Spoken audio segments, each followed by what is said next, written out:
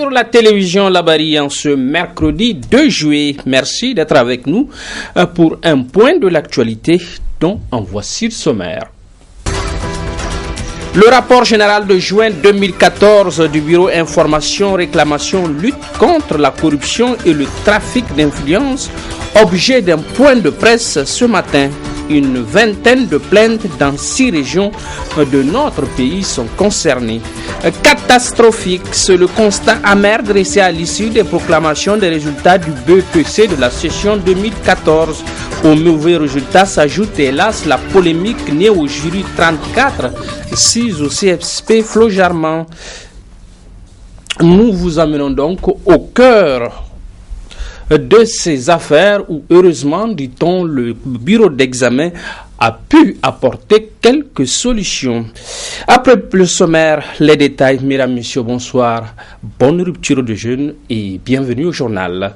Dans un point de presse ce matin, dis-je, le rapporteur général du Bureau Information, Réclamation, Lutte contre la corruption et le trafic d'influence a porté à la connaissance de l'opinion le rapport général adopté par la 3e session plénière du Bureau. Un rapport concernant l'examen des résultats d'investigation sur une vingtaine de plaintes dans 6 régions du Niger. Nous l'écoutons. Ces investigations ont concerné 6 régions du Niger: Dosso, Maradi, Tawa, Tillabéri, Zender et Niamey.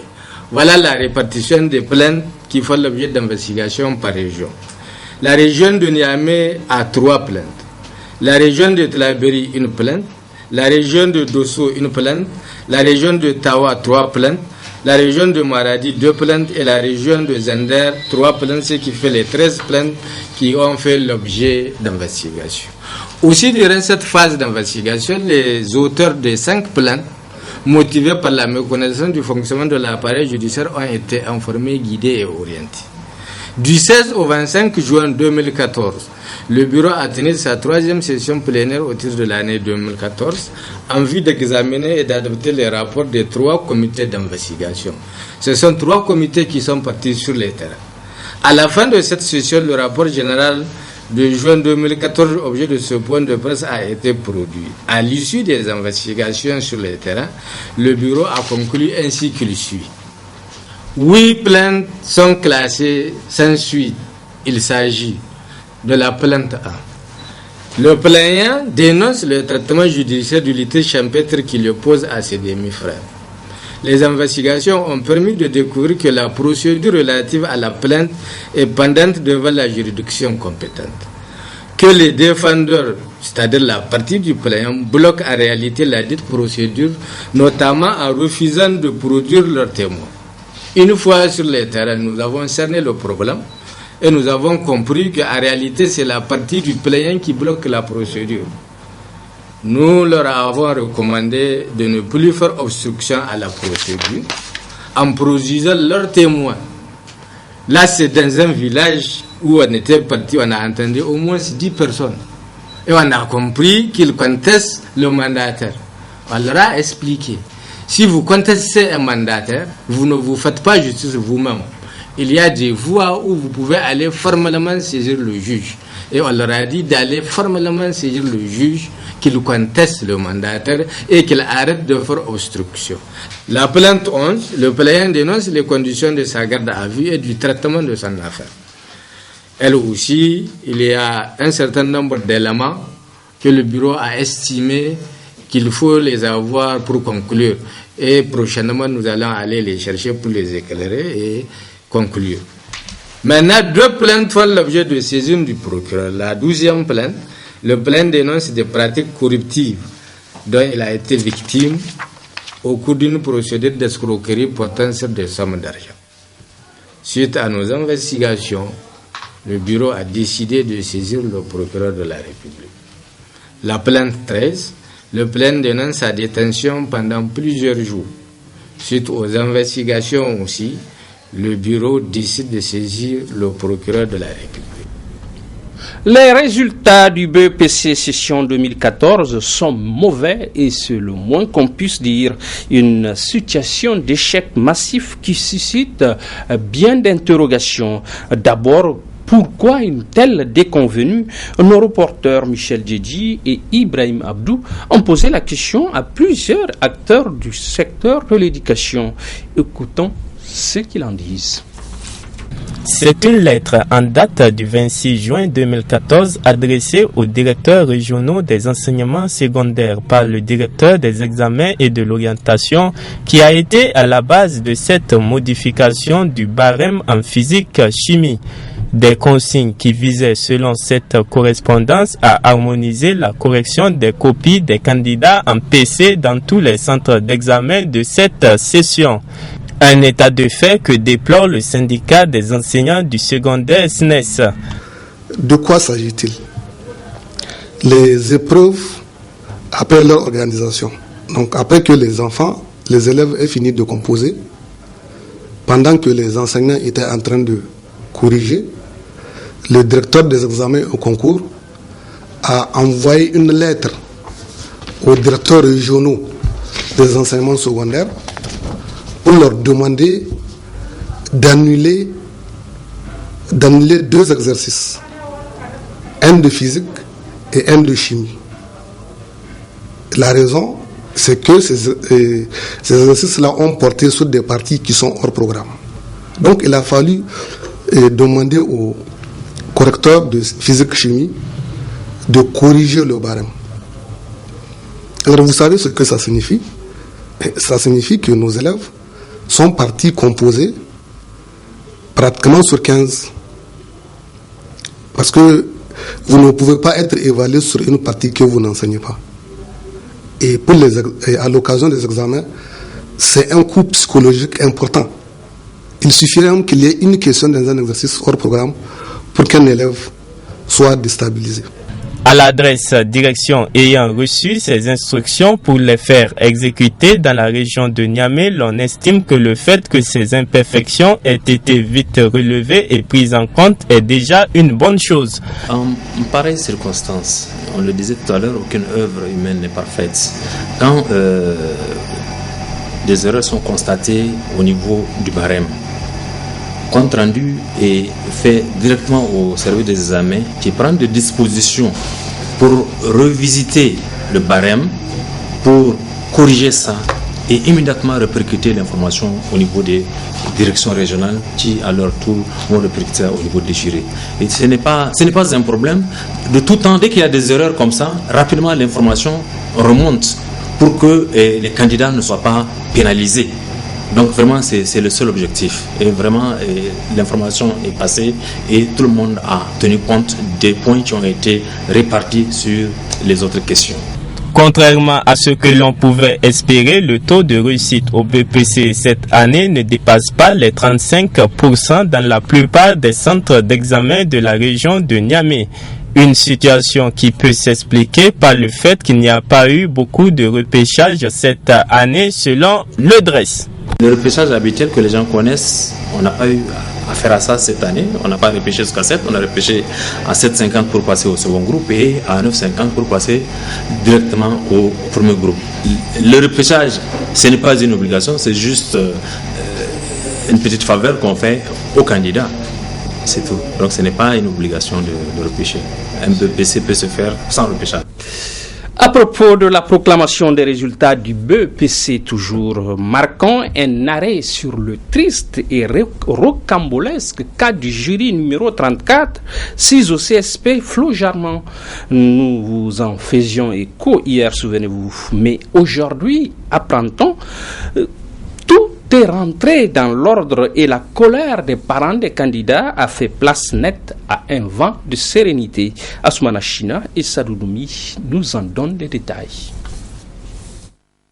Les résultats des examens du brevet d'études du premier cycle sont connus depuis quelques jours, mais avec des problèmes au niveau de certains centres de Niamey.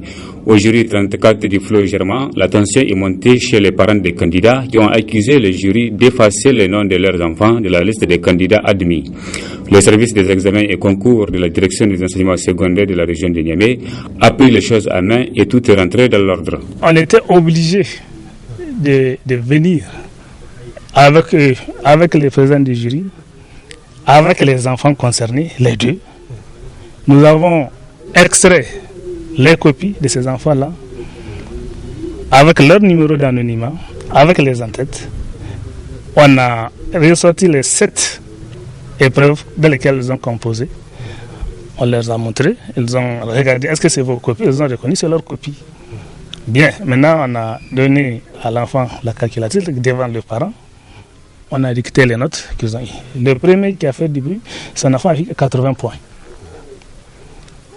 L'enfant et le parent étaient déçus parce qu'il dit que c'est vraiment lui, c'est l'enfant qui l'a induit en erreur parce que lui, il croit, c'est son excusé, il est parti. Le deuxième qui vous a appelé à la télévision, parce qu'on était dedans avec le deuxième, quand on a dit que vous êtes venu pour cette affaire-là, lui aussi on a fait la même chose. On a sorti, on a remis les copies. Bien que normalement, ce n'est pas de cette façon que ça doit se passer. Normalement, il doit faire une demande pour voir les copies. Mais vu l'urgence de la situation et vu les spéculations que ça a apporté, c'est que ça anime là, nous avons été amenés à montrer les copies aux enfants. Alors, lui aussi, le deuxième, on lui a montré les copies. Il a reconnu, ce sont ses écritures, ce sont ses copies. Nous avons comptabilisé les points, il a eu 86 points. Donc, si les 3 candidats là, qui avaient saigné, si ils étaient tous admis là, vous n'allez rien entendre. Ou bien si ils avaient tous échoué. Mais comme un qui est admis, maintenant les 2 autres ils prétendent que c'est leur numéro qu'on a. Maintenant c'est les copies qui a départagé. L'autre qui est admis, je crois, il a passé au second groupe, il avait 144 points, je sais pas, vous avez dû filmer, n'est-ce pas? Et voilà donc comment cette affaire a été clôturée. Leurs parents sont partis, et ils étaient donc maintenant persuadés que leur enfant a véritablement échoué. L'affaire est close, mais le problème c'est que la polémique est déjà lancée au sein de l'opinion publique. De telles erreurs doivent être absolument évitées afin de préserver la crédibilité des examens et concours dans notre pays. Vous avez raison, Asmana China. La convention collective des professionnels des médias, un nid d'espoir pour toute une profession, un rêve caressé, longtemps caressé par les hommes des médias, est désormais peut-être à portée de main. Après un atelier de vulgarisation le 25 juin dernier, souvenez-vous, la balle est désormais dans le camp des promoteurs des organes de presse. C'est le dossier de la rédaction signé Abdul Razak Idrissa.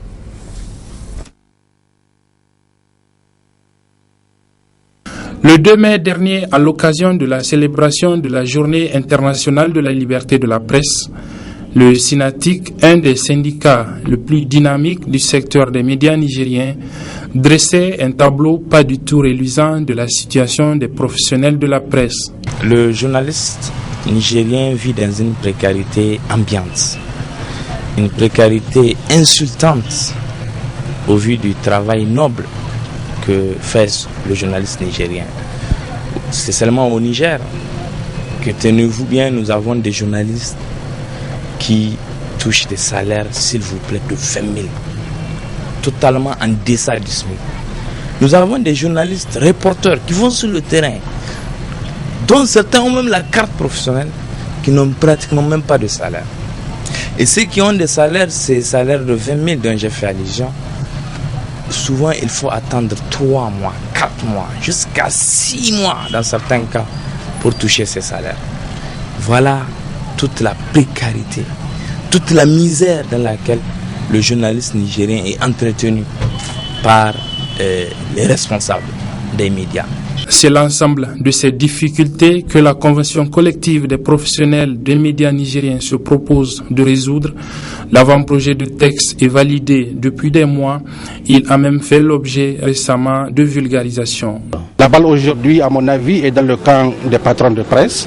Ils ont posé des conditions nous avons dit qu'en tout cas au niveau du gouvernement, nous allons prendre toutes les dispositions pour que ces conditions soient remplies.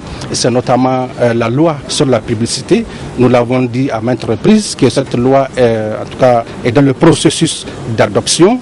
Et nous avons pris également des engagements quand nous avions visité les organes de presse que nous allons tout faire pour que l'appui qui est donné aux différents médias soit un peu rehaussé dans le cadre du fonds d'aide à la presse. Et nous sommes là-dessus et Inch'Allah, nous allons le concrétiser. Peut-être n'avait-on même pas besoin de vulgariser le dit texte.